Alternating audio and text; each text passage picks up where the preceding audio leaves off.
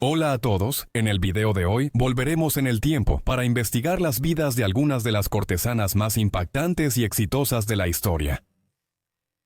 Estas chicas generalmente provenían de orígenes humildes, pero como mujeres lograron escalar la escalera social utilizando sus poderes de seducción e ingenio. Sin embargo, esta vida cobró su precio. Mientras que algunas lograron establecerse y tener una vida larga y próspera, otras despilfarraron su nueva fortuna, y lo que es peor, muchas murieron jóvenes. Acompáñame mientras exploramos todo esto y más. Para nuestra primera historia, vamos a la Inglaterra del siglo XVIII. Los detalles de la infancia de Fanny Murray son inciertos, pero la mayoría de los académicos cree que nació en Bath, suroeste de Inglaterra, en 1729. Su padre parece haber sido un músico cuyo apellido era Rudman, pero se sabe poco más de él. Murray parece ser un nombre artístico que Fanny adoptó en su adolescencia al comenzar a trabajar como cortesana en Londres. Su familia posiblemente tenía medios razonables, ya que la profesión del señor Rudman y sus asociaciones con el renombrado dandy, Ball Nash, ciertamente parecen indicar un trasfondo de clase media. Sin embargo, el padre de Fanny murió alrededor de 1741, cuando ella tenía solo 12 años, y como su madre, de quien casi no se sabe nada, había fallecido antes que él, Fanny se convirtió en huérfana en ese momento. Empobrecida y sola, Fanny empezó a vender flores en las calles de Bath para sobrevivir.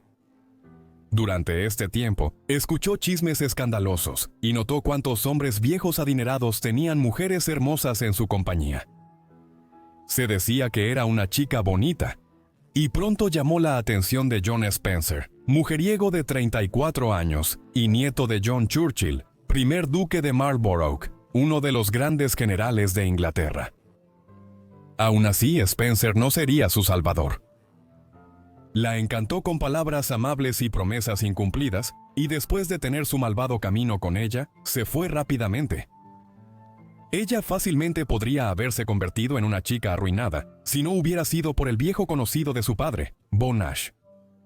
Para entonces, él ya tenía más de 60 años e invitó a Fanny a su casa.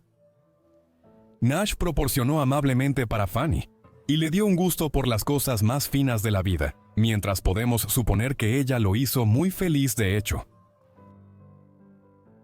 Aunque Nash vivió 20 años más, para 1743, Fanny ya se había mudado a Londres, donde consiguió trabajo como inquilina de vestidos. Esta era una situación en la que un patrocinador adinerado pagaba el dinero inicial para permitir que una joven se estableciera como cortesana o prostituta de alto nivel. La razón por la que este tipo de trabajo requería una cantidad sustancial de dinero se debía a los vestidos, joyas y cosméticos caros que se necesitaban para entretener a hombres ricos y poderosos. El primer patrocinador de Murray parece haber sido Ball Nash, aunque para finales de los 1740, cuando entró en su edad adulta, estaba siendo manejada por Jack Harris, un prominente proxeneta de Londres que probablemente trabajó e inspiró la lista de Harris de damas de Covent Garden, un directorio de trabajadoras sexuales en Londres. Antes de conocer a Harris, Murray había enfrentado dificultades financieras y se vio obligada a convertirse en una prostituta común de la calle, compartiendo sus favores por una pequeña suma. Con ayuda de Harris, al difundirse su belleza, para finales de 1740, Murray era conocida en Londres como cortesana de lujo, con clientes entre los principales aristócratas británicos. Se dice que Murray tenía tantos visitantes que contrató a una doble y rentó otra habitación para atender al doble de caballeros. Para entonces no solo era muy deseada, sino también famosa. Toda Inglaterra sabía quién era ella.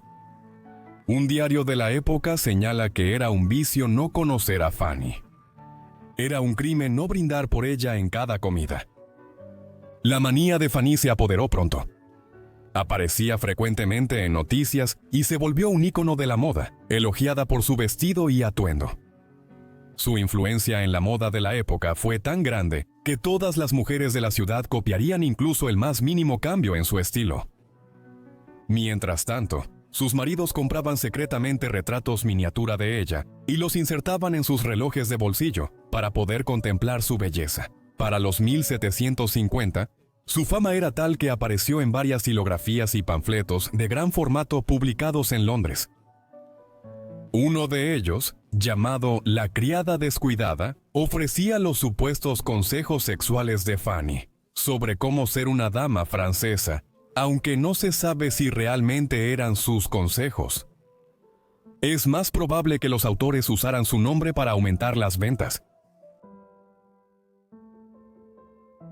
Es probable que Fanny inspirara una de las publicaciones más difundidas en la Inglaterra hanoveriana, que salió en dos partes a fines de 1748 y principios de 1749. Memorias de una mujer de placer, o Fanny Hill, como se le conoce por su protagonista, fue escrita por John Cleland, un estafador que terminó la obra en la cárcel de deudores en 1748. Es probable que la comenzara en Bombay, India Occidental, mientras promovía un plan para fundar una compañía portuguesa de las Indias Orientales ante la corona portuguesa. La novela, que narra la reflexión de una mujer sobre su vida tras quedar huérfana en la adolescencia y trabajar como prostituta en Londres, se superpone de manera significativa con la vida de Murray. Desde entonces el libro se vuelve un recital de material erótico que habría sido extremo para los estándares del siglo XVIII. Como era de esperar, Fanny Hill fue prohibida y siguió así hasta finales del siglo XX, aunque copias ilegales circularon desde la segunda mitad del siglo XVIII, lo que elevó el perfil de Murray, pues muchos creían que era inspiración de Cleland.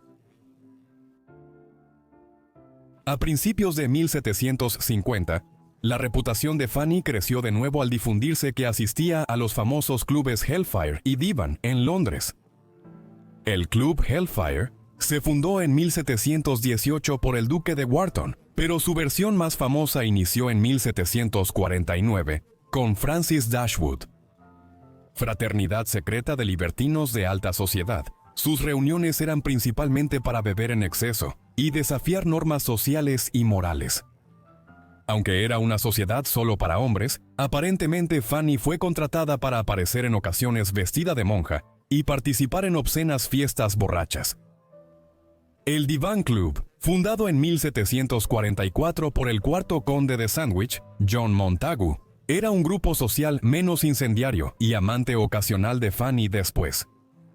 El club tomó su nombre del diván, o sofás utilizados en el Imperio Otomano. Y era un club exclusivo para miembros que habían visitado el Estado turco.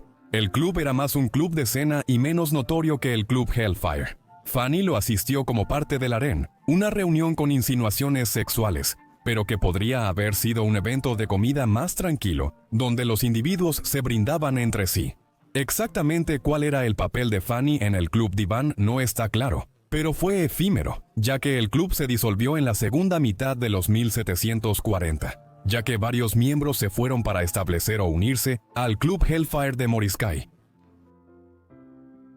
Durante los primeros 1750, Fanny se casó con Sir Richard Atkins, sexto baronet Atkins de Clapham, un noble inglés menor y de edad similar a Murray. En su corta vida, Atkins despilfarró gran parte de la riqueza familiar en contratar los servicios de algunas de las cortesanas más establecidas de Londres, incluyendo a Kitty Fisher, antes de finalmente casarse con Fanny. Su matrimonio fue volátil y ninguno de los dos permaneció completamente monógamo. Una anécdota famosa cuenta que un día, Fanny se quejó con él de que necesitaba dinero para gastar. Como respuesta, Atkins le dio solo 20 libras. Fanny, profundamente insultada, lloró. «Malditas tus 20 libras, ¿qué significa eso?», y le arrebató la nota. Luego colocó la nota entre dos pedazos de pan y comenzó a comerla. La unión fue efímera ya que Atkins murió en el verano de 1756, cuando Murray tenía solo 27 años. En vez de una gran herencia, su esposo solo le dejó deudas. Para entonces, su belleza se estaba desvaneciendo, y en su hora de necesidad, todos y sus admiradores la abandonaron. Incapaz de pagar sus deudas, Murray fue llevado a una casa de esponjas. Allí se enteró de que John Spencer, primer conde Spencer, el hijo de John Spencer, el hombre que la había abordado por primera vez, se iba a casar. Afortunadamente para Fanny, el joven señor Spencer era un hombre notablemente generoso y honorable, y después de leer la carta de súplica de Fanny, informándole de las acciones desordenadas de su padre, decidió pagarle una pensión de 200 libras al año.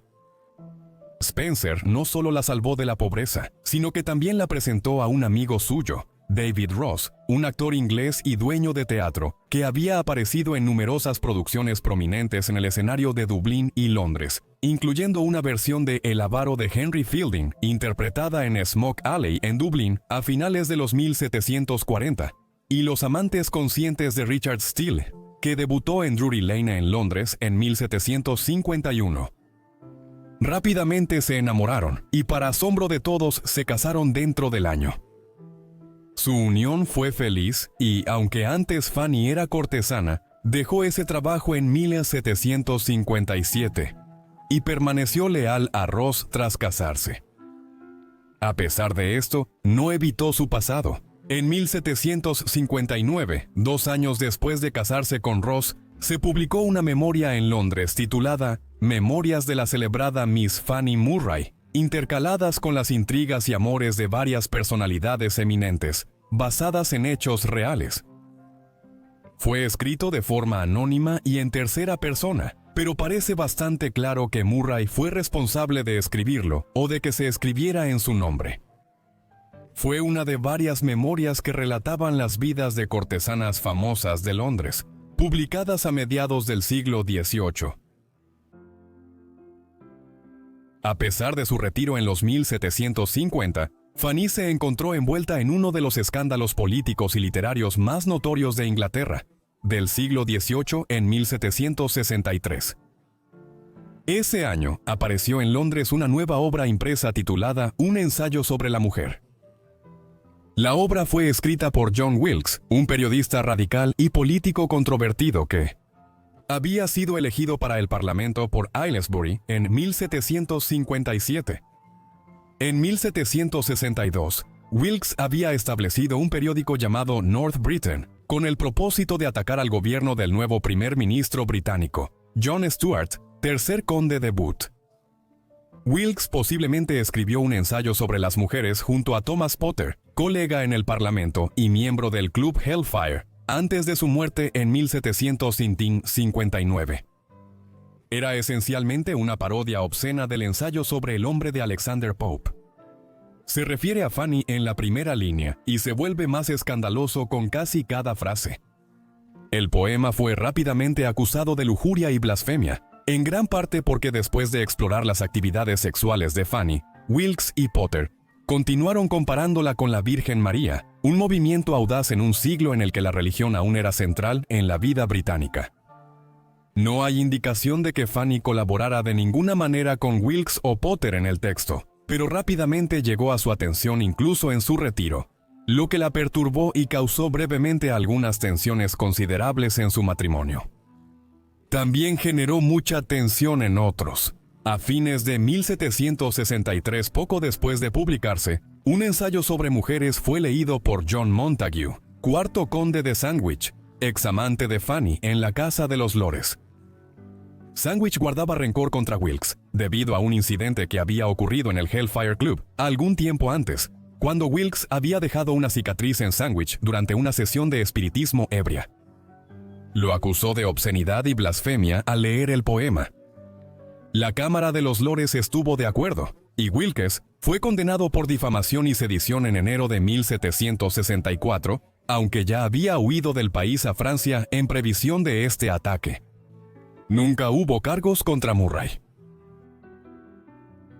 Cuando el polémico poema de Wilkes se publicó en 1763, Fanny ya llevaba una vida tranquila con Ross, quien dijo que pese a sus anteriores indiscreciones, se había comportado como una esposa prudente y discreta. Gran parte de su tiempo lo pasaron en Londres, donde Ross se había establecido no solo como un actor exitoso, sino como director y productor de teatro.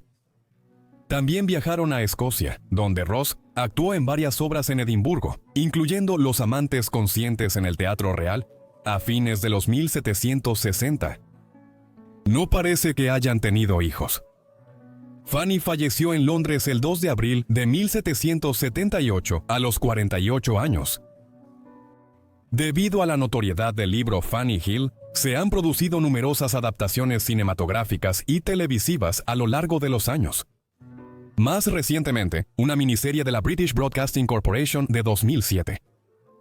Así, de alguna manera, la historia de Fanny Murray sigue viva hoy a través de su contraparte ficticia Fanny Hill.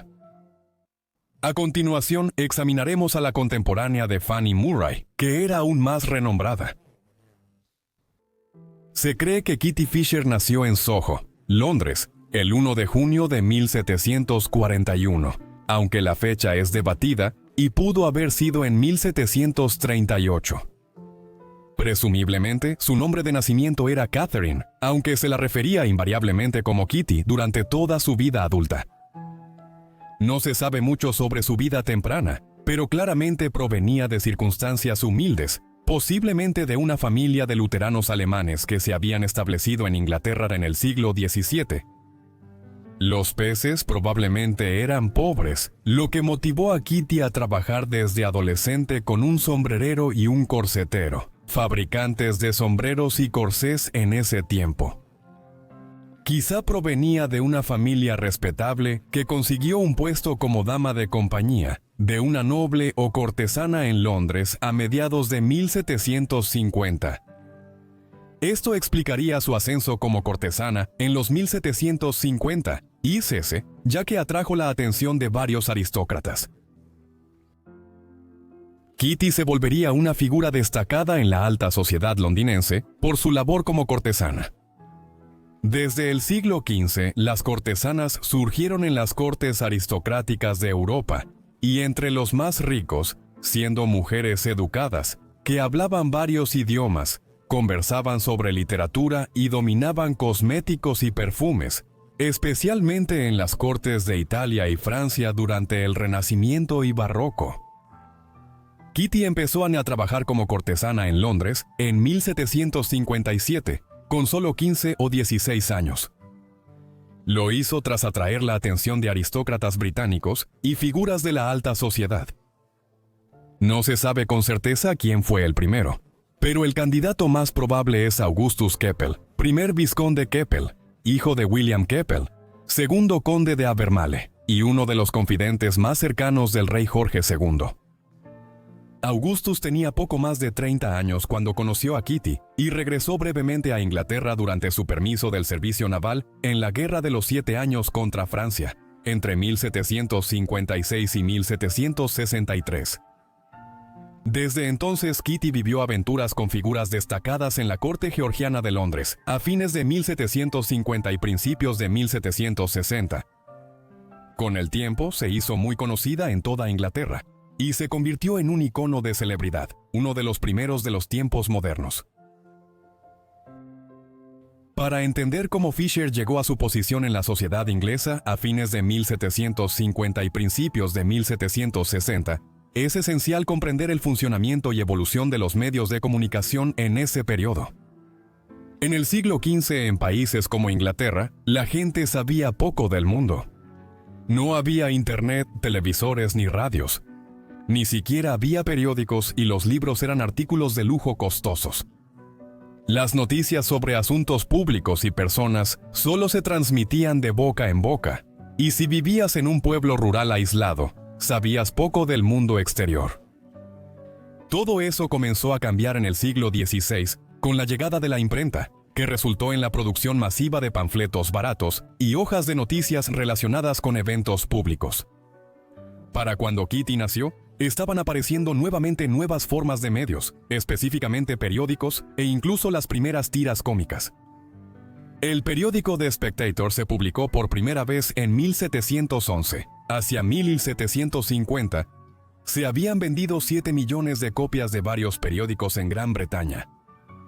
Con la revolución mediática, los primeros periódicos británicos publicaron detalles escandalosos de figuras destacadas de la alta sociedad. Otros editores empezaron a vender grabados baratos de retratos de figuras conocidas en la sociedad inglesa, lo que fue la primera versión de Cosmopolita. Estos desarrollos permitieron que Kitty Fisher se volviera tan famosa logrando muy poco, marcando el inicio de la cultura de la celebridad. Fisher se hizo famosa a finales de los 1750 y principios de los 1760 por su belleza, gracia social y atractivo sexual, y abundaban las historias sobre ella. Por ejemplo, en un episodio infame, se cayó de su caballo en el parque de St. James en Londres, y su vestido se rasgó, pero en lugar de que el evento la avergonzara, Fisher lo publicitó como parte del creciente escándalo y lascivia sobre su comportamiento y carácter. A principios de los 1760, ella buscó notoriedad desde su casa, que mantenía con gran lujo en la calle Carrington en Mayfair, en Londres. Su hogar se sostenía con el apoyo económico de sus amantes, como Keppel, beneficiarios ricos del avance británico imperial. Después de todo, este fue un periodo en el que se hicieron vastas riquezas a partir del cultivo de algodón, azúcar y tabaco en América del Norte y el Caribe, en gran parte a costa del trabajo esclavo. Y fue durante este tiempo que se estaban llevando a cabo las primeras grandes conquistas británicas en India.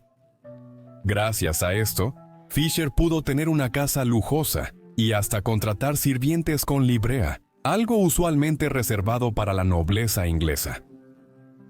También promovió su propia imagen con gran estilo, apareciendo en eventos de alta sociedad vestida con las últimas tendencias de moda y con joyería valiosa. Al hacerlo, llamó la atención de escritores y panfletistas, y su imagen se difundió por todo Londres. Cuando viajaba por las calles de la ciudad, la gente sabía quién era ella. Las mujeres querían parecerse a ella, y los hombres la deseaban. Sin embargo, también había una profundidad en ella. Además de modelo, Kitty hablaba francés y era lo bastante culta para desenvolverse en los salones aristocráticos de la Inglaterra georgiana.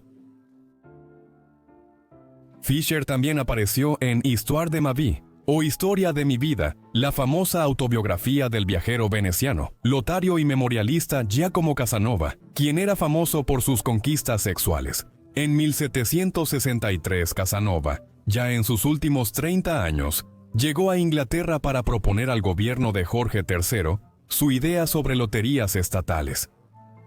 En su Histoire, señaló que había conocido a Fisher mientras visitaba Londres, señalando que, cito, estaba magníficamente vestida, y no es exagerado decir que llevaba diamantes por valor de 500,000 francos. Gouda me dijo que por 10 guineas podría tenerla ahí mismo. No me importó hacerlo.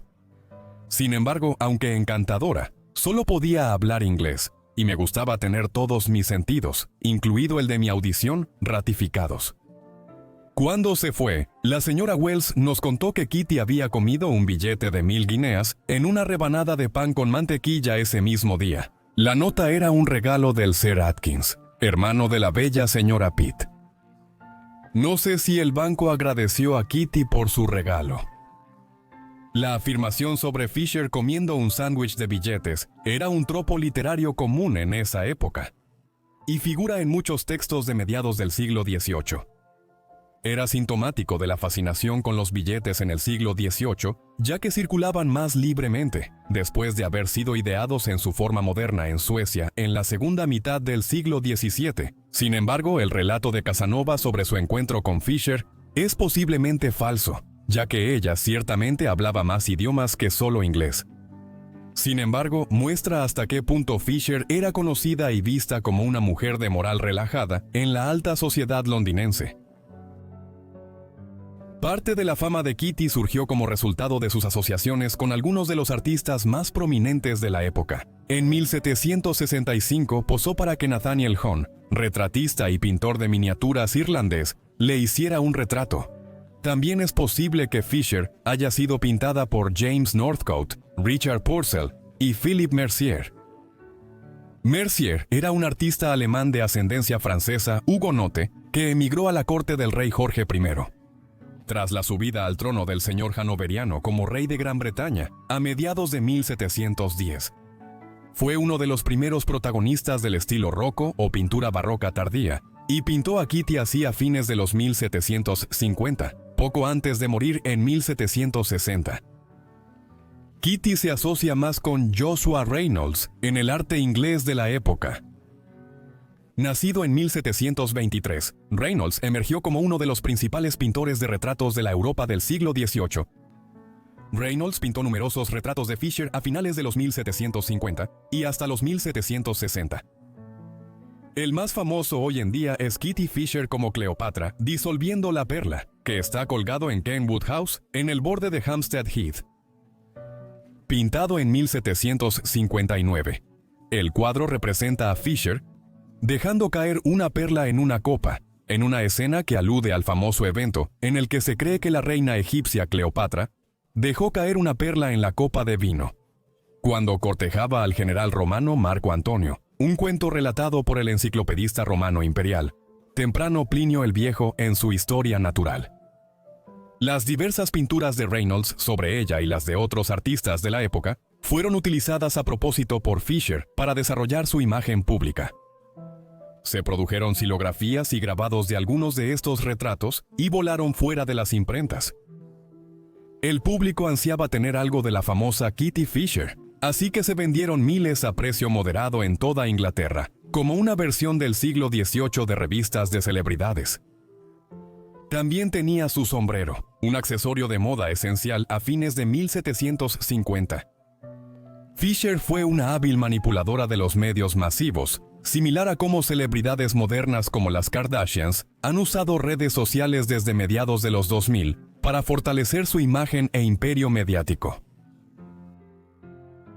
Aunque fue relacionada con varios hombres prominentes en Londres y la sociedad inglesa desde finales de 1750, Kitty se estableció en 1766 al casarse con Sir John Norris, de la familia Norris de Rycote House, en Oxfordshire, cuyo ascenso comenzó bajo los Tudor en el siglo XVI. Sir John era nieto de otro Sir John Norris, quien sirvió en la flota británica durante las guerras de los 9 años de 1690, la Guerra de Sucesión Española, 1701-1714, y fue promovido a almirante de la flota durante la Guerra del Oído de Jenkins y la de Sucesión Austriaca, que ocurrieron casi al mismo tiempo en los 1740. Por eso, Kitty se casaba con una destacada familia política británica. Sin embargo, el matrimonio no duraría mucho y no resultó en ningún hijo. Aunque su vida fue muy pública, se sabe poco sobre el final de Kitty Fisher, salvo que murió el 10 de marzo de 1767 a los 25 años, y solo 4 meses después de casarse con Norris. Una teoría sugiere que su muerte prematura se debió a la aplicación excesiva de cosméticos que en los tiempos modernos tempranos incluían una abundancia de sustancias dañinas como plomo, arsénico y mercurio. Aunque provocaron graves enfermedades físicas y envejecimiento prematuro de la piel, es poco probable que causaran la muerte de Kitty a los 20 y tantos años. Teorías alternativas dicen que murió de viruela o tuberculosis.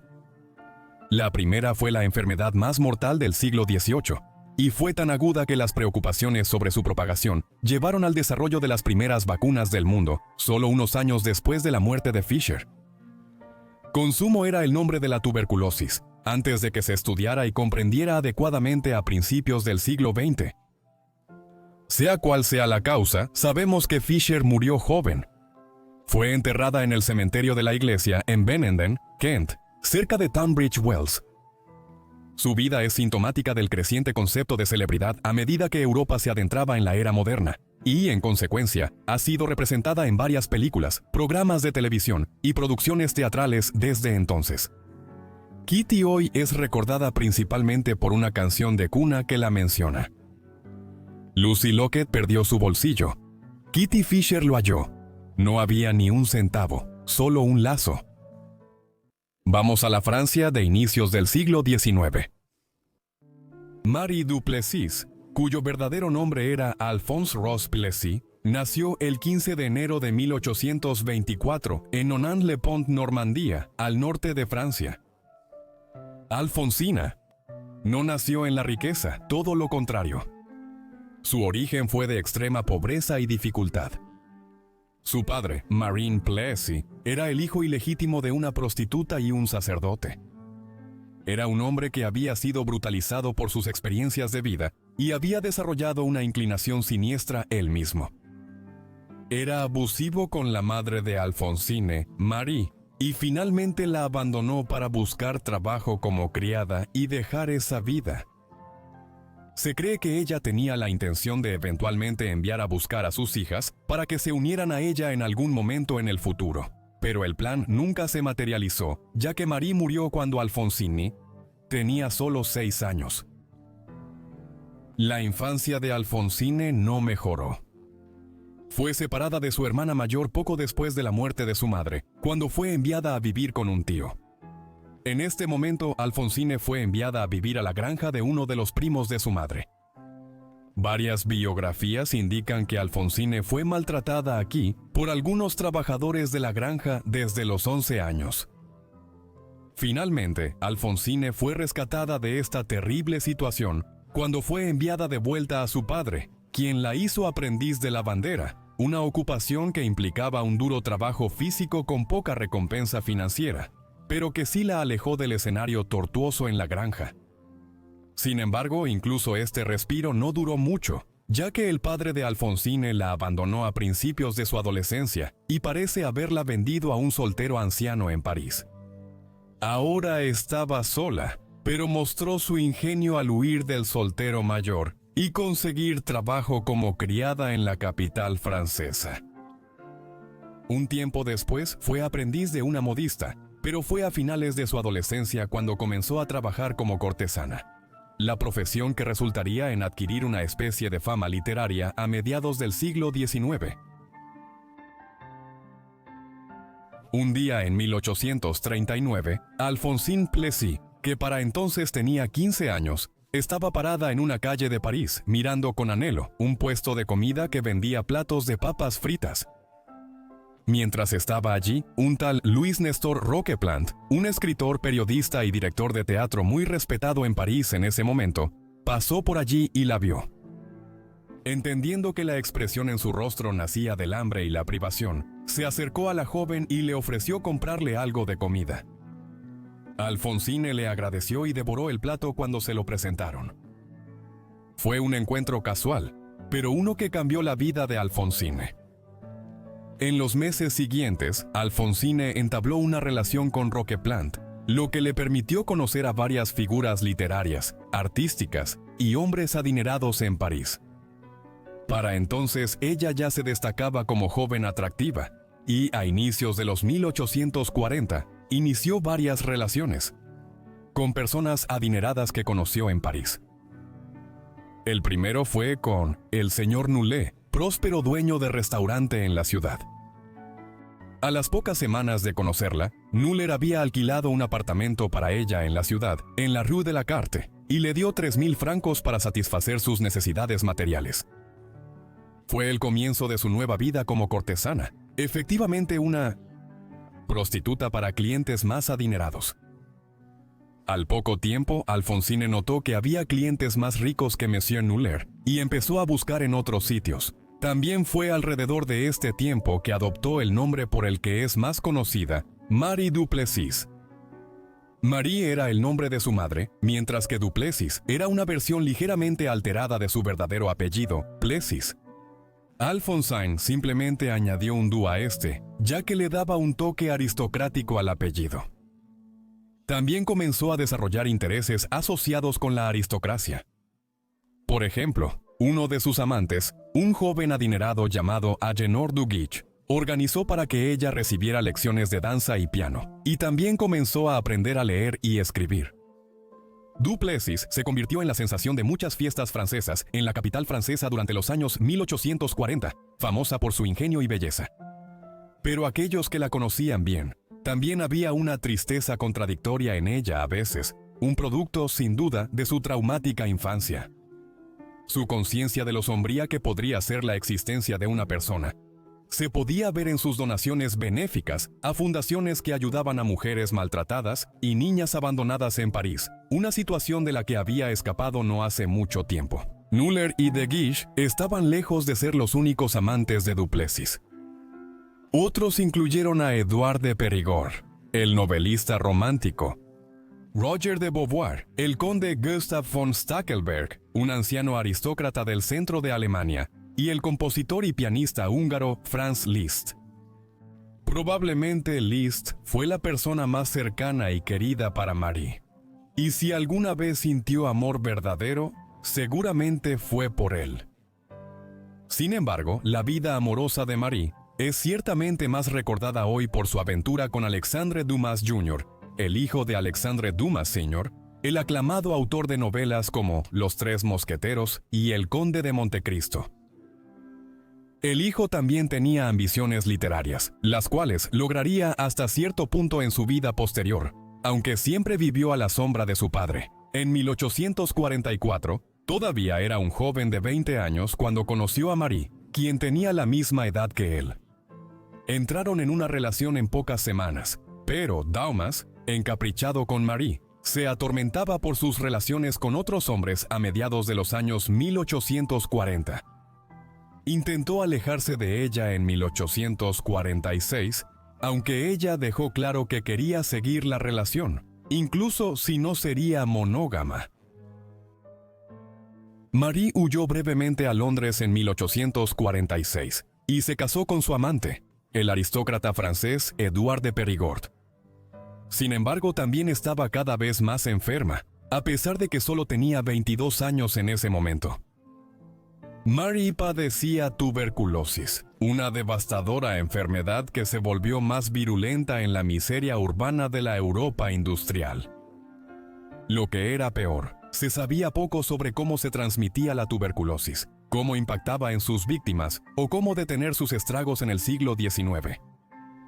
Pocos meses tras casarse, Marie falleció en París el 3 de febrero de 1847 a los 23 años.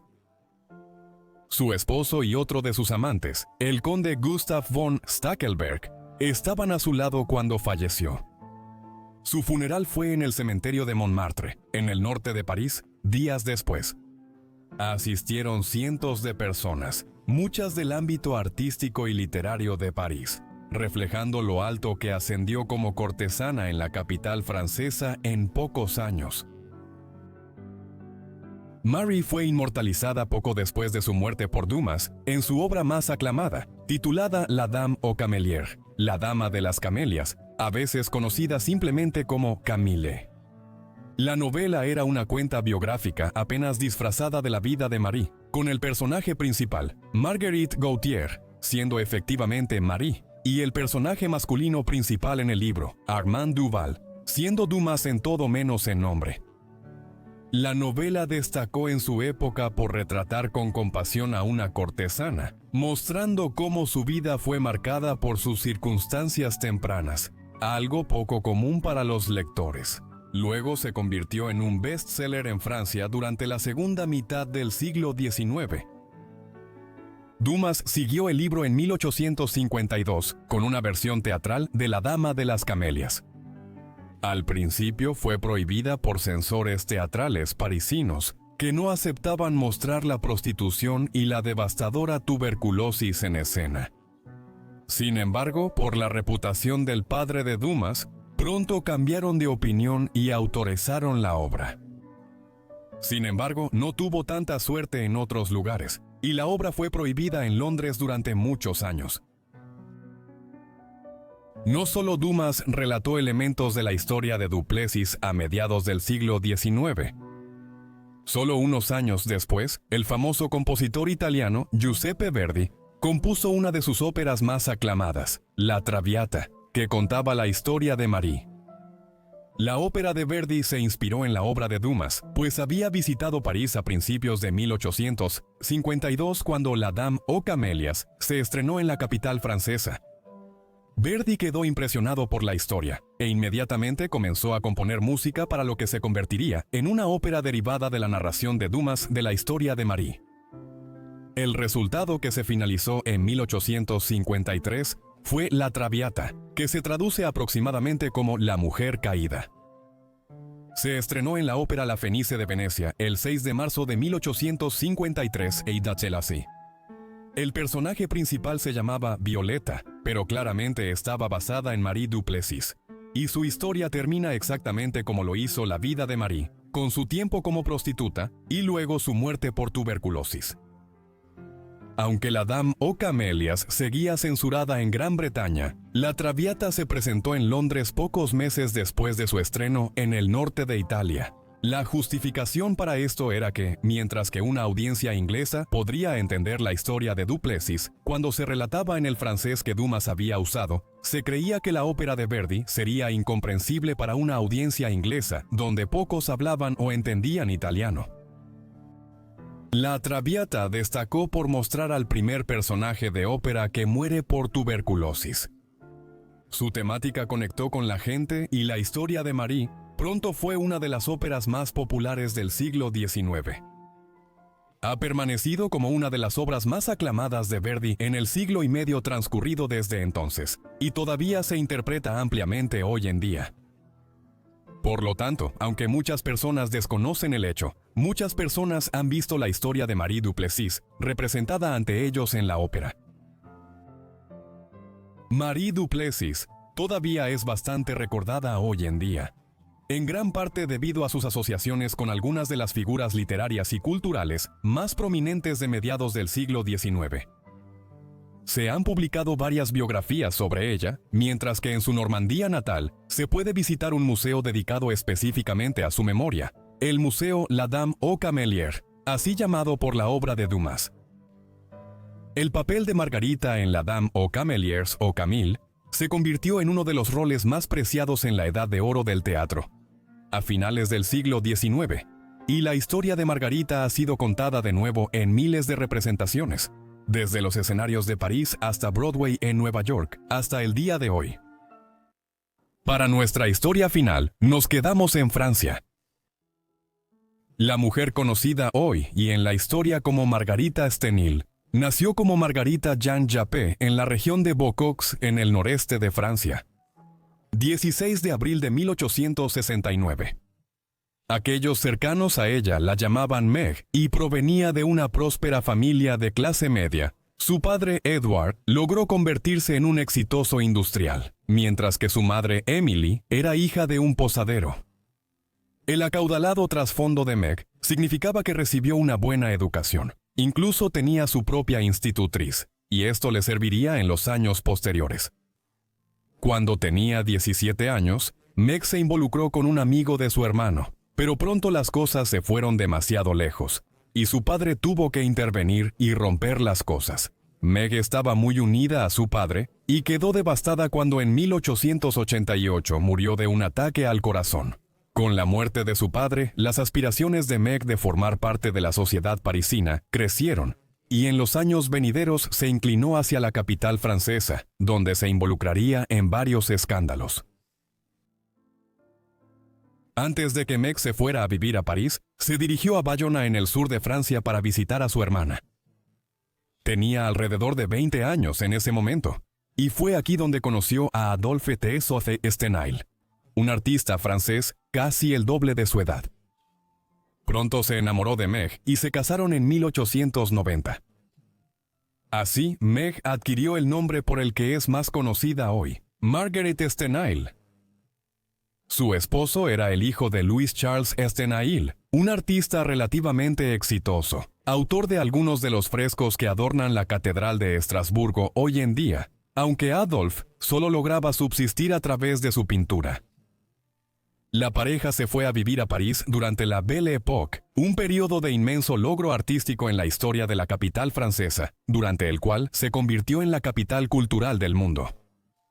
A pesar de no ser ricos, habrían vivido en uno de los espacios más vibrantes del mundo en tiempos modernos, frecuentando el Moulin Rouge y otros cabarets y salones de baile de la época, y codeándose con algunas de las principales figuras literarias de la época. Alrededor de un año después, la pareja dio la bienvenida a un hijo, pero pronto se pelearon, y aunque no se divorciaron, vivirían separados. Fue entonces cuando Margarita se convirtió en lo que se conoce como una demi-mondaine, una mujer del demimonde, o medio mundo. En otras palabras, una cortesana. En el transcurso de los 1890, Margarita se hizo famosa por su belleza y sus discretos romances. Tuvo muchos pretendientes notables, algunos muy conocidos, pero ninguno más que Félix IV, un destacado político francés. Proveniente de un trasfondo humilde, ascendió en la política francesa durante la Tercera República tras la Guerra Franco-Prusiana, a principios de los 1870, y contra las expectativas, fue presidente en 1895. Mantendría ese puesto por poco más de 4 años hasta que ocurrió un evento inesperado involucrando a Margarita. Margarita inició una relación amorosa con Tar en 1897, cuando ya llevaba más de 2 años como presidenta de la República. Esto siguió de forma intermitente por 2 años. Las cosas llegaron a un punto crítico a principios de 1899. Según un informe de un periódico de la época, el 16 de febrero de 1899, Faure estaba en el Palacio del Elíseo en París, cuando de repente salió de su oficina a la antesala. Allí le informó a su secretario que no se sentía bien. Pronto llegaron los médicos, pero el presidente murió más tarde esa noche. Las circunstancias exactas de lo que sucedió han sido ampliamente informadas y debatidas. La mayoría coincide en que cuando se enfermó, 4 habían estado en la oficina de Margarita, donde participaron en actividades sexuales de un tipo u otro en su escritorio de oficina. ¿Qué tipo de actividades se estaban realizando sobre él? Es un tema de contienda. Lo que está claro es que lo que sea que Marguerite estaba haciendo parece haber llevado al presidente Ford, que estaba en sus últimos 50 años, y con una salud cada vez más deteriorada, a tener un ataque al corazón o algún otro incidente médico, muy probablemente un derrame cerebral, del cual murió poco tiempo después. No todos los medios informaron sobre esto. Por ejemplo, un destacado periódico internacional de la época no hizo ninguna mención de Stenille y su supuesta implicación en la muerte. Simplemente declaró que Thor había muerto la noche anterior en París, bastante repentinamente debido a un ataque apoplético. Se señaló que recientemente se había confirmado que tenía una enfermedad grave y que su corazón había estado afectado durante algunos meses pasados. Esto se informó hasta en lugares tan lejanos como Australia, y no hubo controversia en torno a las circunstancias de su muerte inmediatamente después de ella. Aunque hubo informes iniciales, Margarita y su relación con el presidente fallecido quedaron bajo escrutinio mediático, y así han permanecido desde entonces. Algunos estudios concluyen que ella fue parcialmente responsable de su derrame cerebral, otros que ni siquiera estaba presente en ese momento. Lo que está claro es que Margarita se estableció después como una figura relativamente escandalosa en la vida parisina, aunque entre algunos en realidad mejoró su reputación. Ciertos hombres en la sociedad francesa estaban fascinados de que Margarita fuera tan hábil en el dormitorio, o en la oficina en este caso, que hizo que el presidente tuviera un ataque de pasión tan intenso que lo mató. Por lo tanto, a pesar de este escándalo, su salón todavía sería frecuentado por muchos hombres notables, manteniendo su posición como una socialité, y teniendo numerosos asuntos después de esto. Es posible que te preguntes si su esposo sabía de estos asuntos y por qué lo toleraba. Bueno, él lo sabía, pero Margarita todavía se preocupaba por su esposo y su carrera, y muchos de sus amantes encargaron pinturas a él, permitiendo a Adolfo ganarse bien la vida. La muerte de su amante se complicó en las semanas y meses siguientes, ya que surgió la especulación de que la muerte de Ford estaba de alguna manera conectada con el asunto Dreyfus, que estaba perpetuamente en las noticias francesas entre 1894, cuando estalló por primera vez, hasta 1906. El caso involucró al oficial francés Alfred Dreyfus, acusado en 1894 de entregar secretos militares a Alemania. Dreyfus, un hombre judío, fue declarado culpable y enviado a una colonia penal, pero con el tiempo surgieron informes que demostraron su inocencia. El asunto Dreyfus se convirtió en un problema importante dentro de la sociedad francesa, uno en el que se debatía el problema más amplio del antisemitismo dentro de la sociedad francesa. En 1899 se informó que Marguerite recibió en secreto documentos sobre Dreyfus y su caso, y que esto estaba relacionado con la muerte del presidente durante su compromiso. Además, la oposición anti-Dreyfus acusó a Marguerite de haber envenenado a Félix IV en nombre del llamado sindicato judío, porque el presidente se había declarado hostil a una revisión del caso Dreyfus. Sin embargo, no hay ni una sola pieza de evidencia concreta que respalde esto. Fue simplemente una teoría de conspiración de finales del siglo XIX. 10 años después del asunto de los cuatro, Marguerite enfrentó nueva controversia. Durante ese periodo, siguió recibiendo invitados en su salón y trabajando como cortesana, llevando una vida similar a la de los años 90 del siglo XIX, antes del asunto de los cuatro. Podríamos llamar a este incidente posterior el asunto Stenheile. El 31 de mayo de 1908, la policía la halló en la casa de París que compartía con su esposo. Estaba atada y amordazada cuando la policía la encontró, pero no tenía heridas y seguía saludable. Lo mismo no se podía decir de su esposo y la madre de Margarita. Ambos fueron encontrados muertos en otra parte del apartamento, habiendo sido estrangulados hasta la muerte. La revelación de lo ocurrido en la residencia Stenheile, una historia relacionada con la mujer central de la caída, casi 10 años atrás, inevitablemente causó un frenesí de prensa.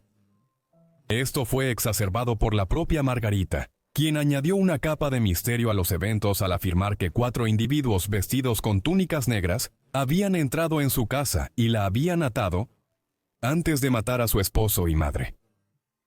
Aunque la historia de Margarita era elaborada, la policía sospechaba que ella fue responsable de lo sucedido y luego se ató a sí misma para parecer una de las víctimas. No pudieron encontrar pruebas sólidas que respaldaran esto en la investigación inmediata, pero sospechaban por qué ella había sido perdonada y el hecho de que no se hubiera robado nada sustancial. Entonces, cuando Marguerite parecía estar tratando de dirigirlos hacia un sirviente de los Stenhiles, sugiriendo que él había sido responsable del allanamiento y los asesinatos, junto con algunos cómplices, decidieron arrestarla por manipulación de pruebas a finales de noviembre, medio año después de que se cometieron los asesinatos.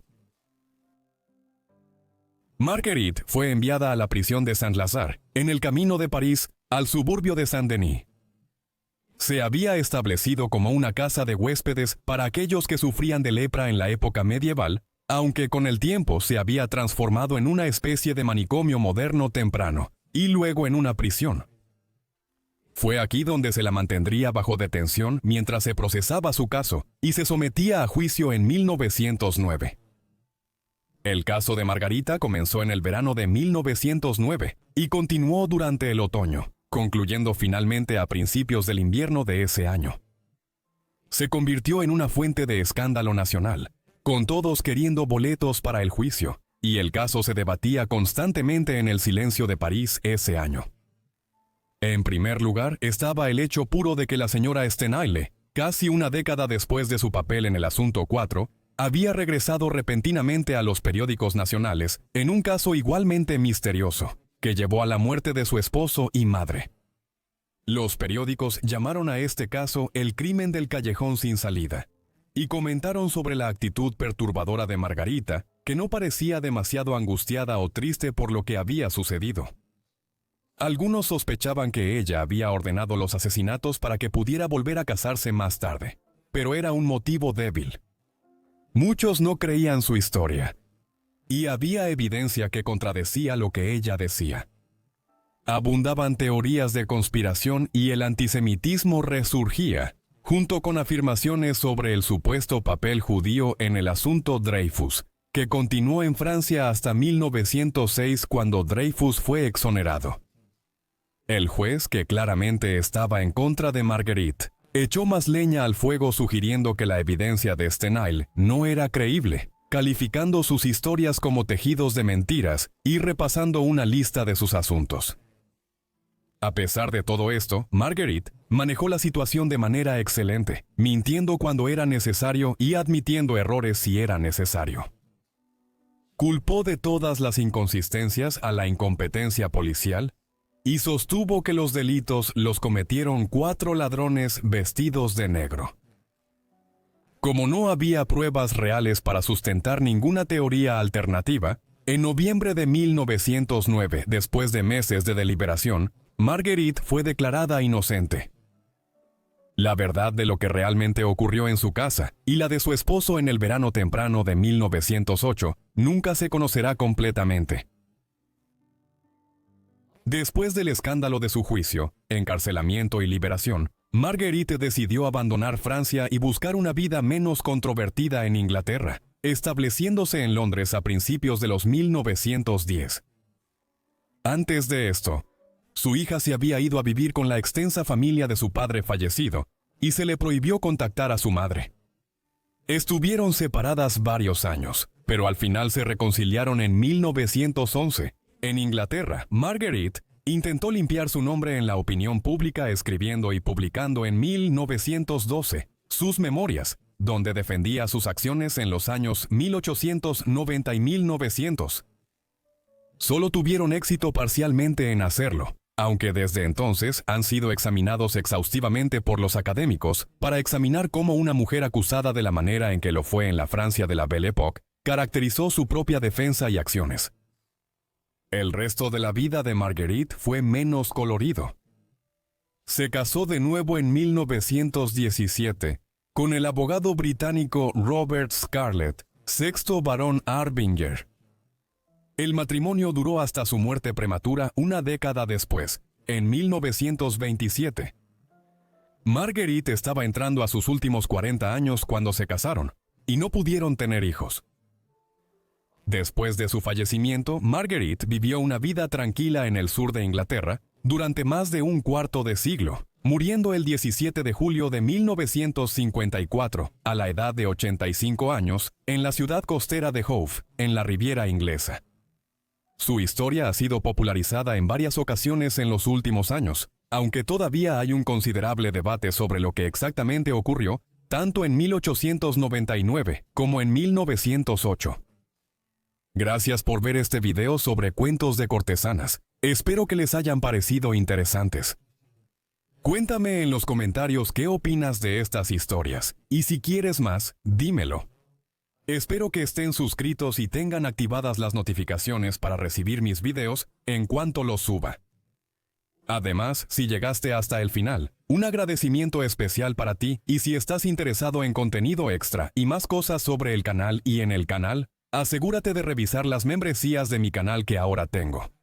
Habrá nuevos videos, contenido especial y lanzamientos anticipados, así que revísalo si te interesa. Eso es todo de mi parte. Nos vemos en el próximo Forgotten Lives.